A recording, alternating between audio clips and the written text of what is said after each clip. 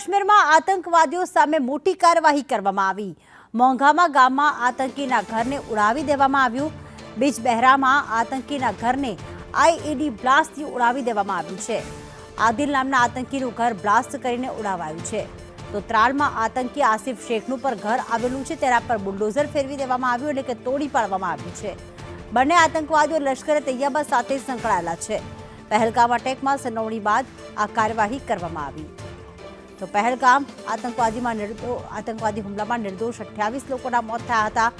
જે 6 આતંકીઓ ઘૂસી આવ્યા હતા, ગોળીબાર કરી રહ્યા હતા, તેમાં 2 સ્થાનિક આતંકવાદીઓની પણ મદદ લેવામાં આવી હતી, અને એ છે આદિલ અને આસિફ શેખ।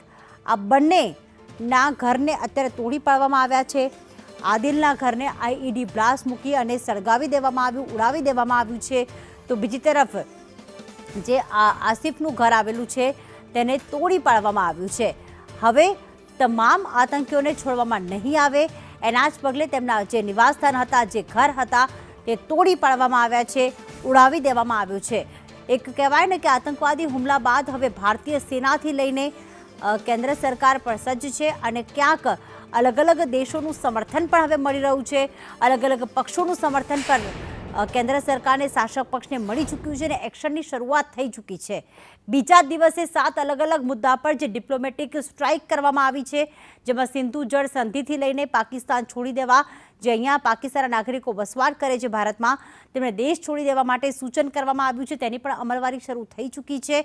અને બીજી તરફ જ્યાં જમ્મુ કાશ્મીરમાં જે આતંકવાદીઓની સરનોમણી હતી, જેમણે નિર્દોષોને ભોગ બનાવ્યો છે, જેમણે આ પ્રકારની વિકૃત હરકત કરી છે, તેમને છોડવામાં નહીં આવે, અને શરૂઆત ત્યાંથી થઈ ગઈ છે કે તેમના ઘરને તોડી પાડવામાં આવ્યા છે, તેમના ઘરને આઈઈડી બ્લાસ્ટથી ઉડાવી દેવામાં આવ્યું છે।